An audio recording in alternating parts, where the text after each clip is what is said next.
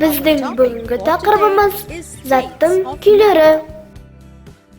Zat bo'lshaklardan turadi. Zat 3 turli kuyga bo'ladi. Qattiq, suyuq, және gaz. Zatning turli kuylari onun bo'lshaklarining har turli o'rnashuvuna baylanishdi.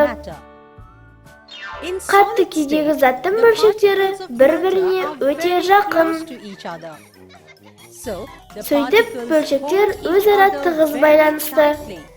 Яғни, олардың арасында қатты тартылыс күші бар. Нәтижесінде, қатты денелердің белгілі бір пішіні мен көлемі болады. Сұйық күйдегі заттың бөлшектері бір-біріне біршама жақын.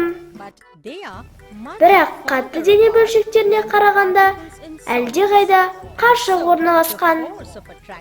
Сондықтан тартылыс күші әлсіздеу. Сол себепті сұйықтар белгілі бір көлемге ие. Бірақ олардың өз пішіні жоқ. Олар өзі құйылған ыдыстың пішінін қабылдайды.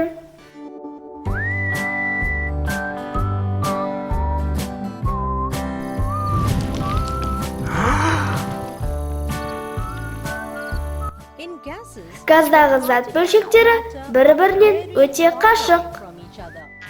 Сондықтан олардың арасындағы тартылыс күші өте әлсіз.